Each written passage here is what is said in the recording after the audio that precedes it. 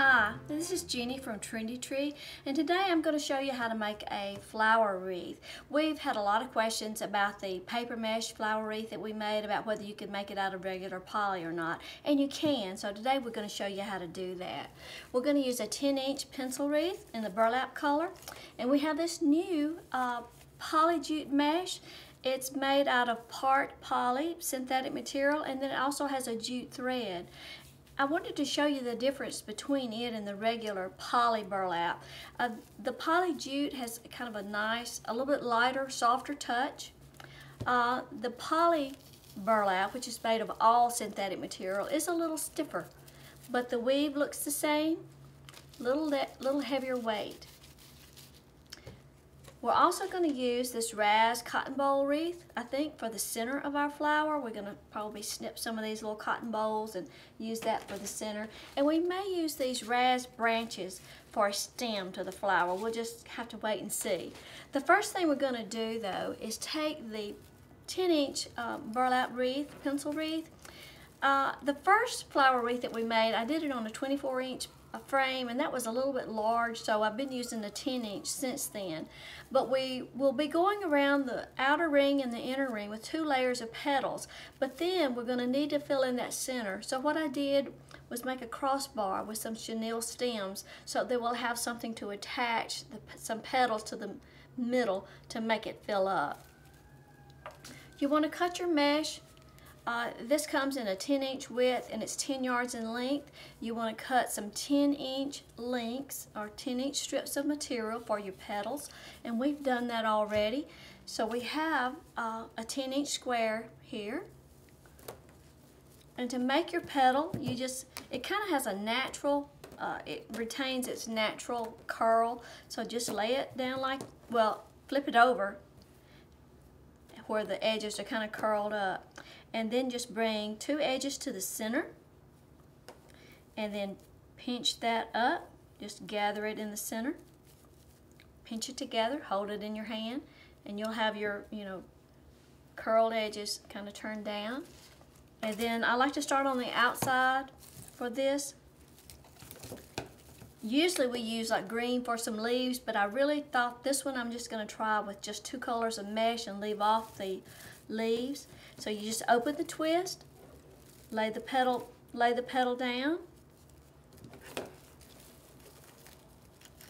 and close the twist with a couple of turns. And you want to take your petals and sort of push them both out to the edge like that. Okay? And we'll just make another one. Just pinch it up, turn it over. We're going to put it down in the next. Well, I'm going to skip. I'm going to alternate these colors. I'm going to use the other color mesh, so I'm going to skip that one and go to this one. And then just bring your points out to the outside like that. This is a persimmon color poly burlap that we had, and the reason I'm using that, we don't have any more of this, but this was a piece of a roll that was left over from something else that we had done, and it was going to be plenty to make this wreath, so we're using this persimmon color. But we do have this watermelon color in stock, so that'll work just as well. No point opening up something if you have something else open already that'll work.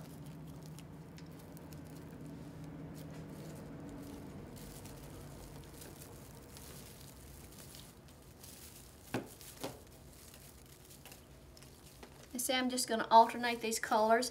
I'm going to go burlap, persimmon, and go all the way around. And then I'm going to come back on top of that with a second layer. Now, I'll finish that first layer and then I'll show you how to do the second layer. Going all the way around the outer ring with 1 layer, and I've just alternated the colors. And of course you can see when I got to this area, I have 2 of the same color, but that's okay. It won't really matter when all is done. If it's noticeable, I'll just lay down another color on top of it. But what's very important about the second layer is that you open up your twist. When you lay your second layer of petals down, you want to be sure to open up your twist, take it down all the way down to that last petal, to that first petal and lay your second one down on top, and then re-secure it with a couple of turns. Kind of push those tips back out to the outside again, just like that. And then we're going to work all the way around the outer ring with the second layer, and then we're going to move to going all the way around the outer ring with 2 layers of petals. And I did want to just show you at this point, I usually take the twist and go ahead and tuck those to the inside just to get them out of the way. You can do that now, you can do it later, but sometimes it's a little easier to do before you start on your inner ring. So we're just going to take a moment and just poke those to the inside of the wreath. And then we'll clean up our wreath from the back side when we're all done. But for right now, we just want to get those out of the way.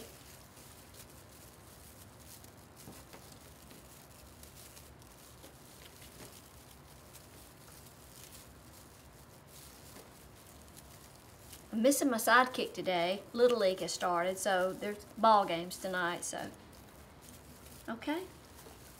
So that shows you how to get those twist ties a little bit out of the way. And now we're going to start to the inner ring with 2 layers of petals. I cut about 16 petals to start with because I was going to need 12 to go around both layers, and then about 4 of each color to go in the middle.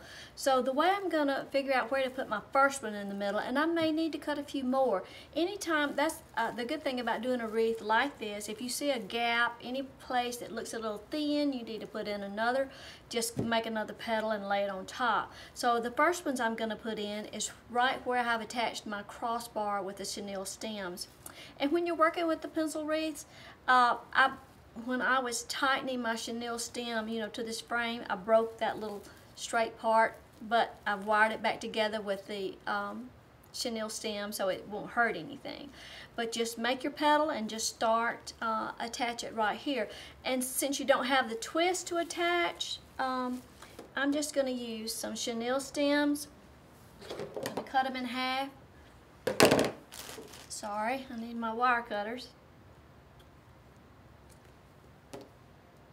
And the way I like to do these petals to attach them is just make the petal like that. Take the chenille stem and just kind of lay it over the top of the petal and give it like one or two little twists at the bottom like that. And then put it right on the chenille stem or right on the frame, just like you're attaching a staple down over that. So just attach that. I have to flip it over to the back to give it a good twist, to give it a couple of good twists, and then push your petals out to the outside just like you did on the other ring. And just make your petal. I wish I had some chenille stems that exactly match the flower, but I don't.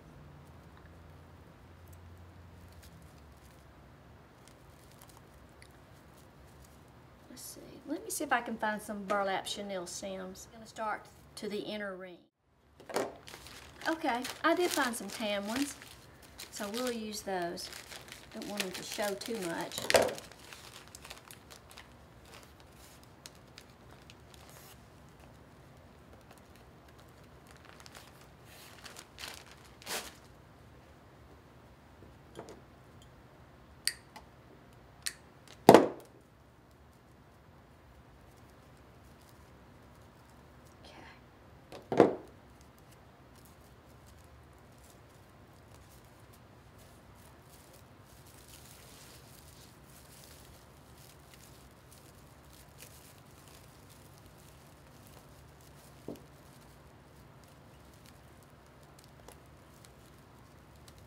Okay, I'll just continue working these extra ones in around that crossbar that you made, which we're going to put 4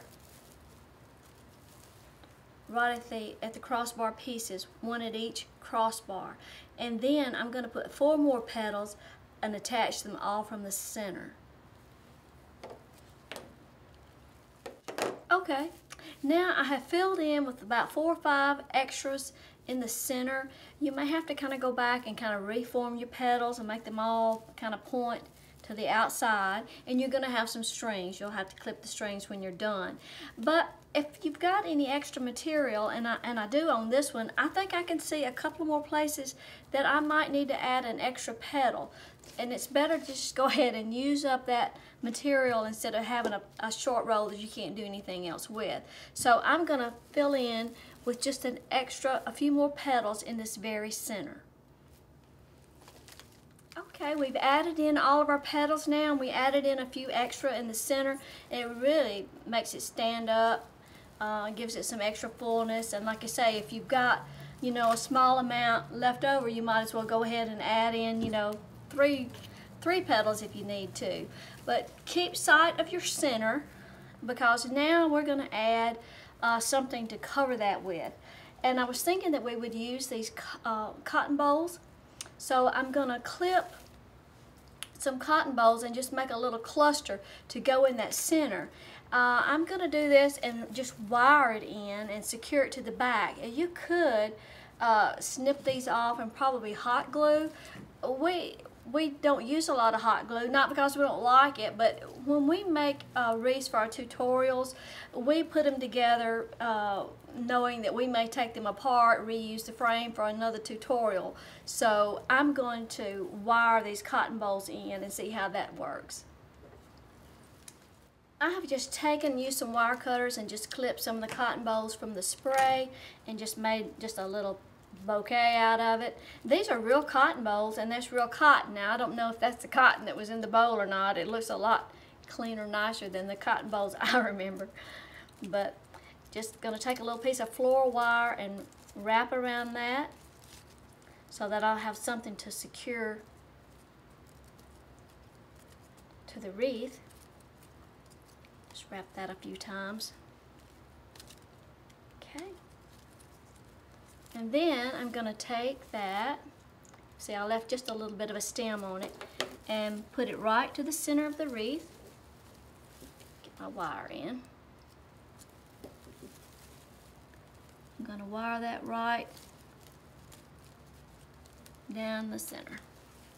I have to flip this over to the back where I can see it a little better.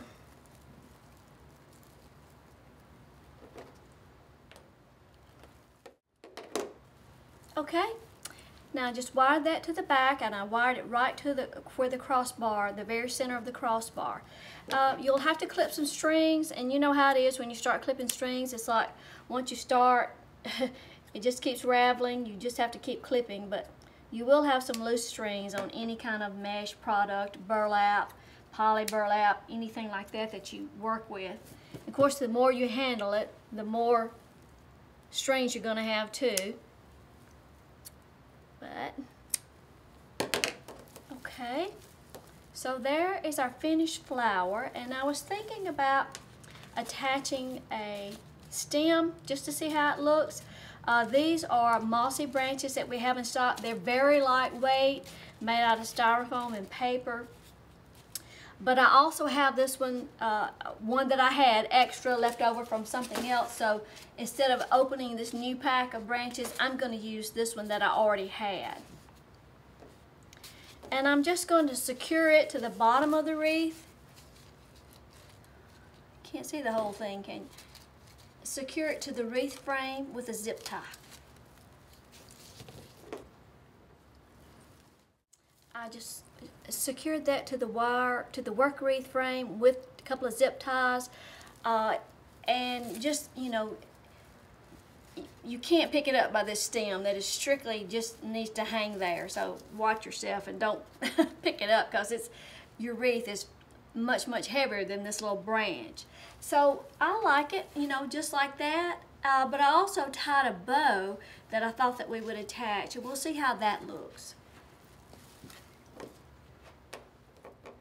Okay, well, here we are. Finished our flower, put a little bit of a bow. I mean, this is just a scrap of something I had, you know, on the craft table over there. You might want to not even put a bow. There's the little stem. And that's it.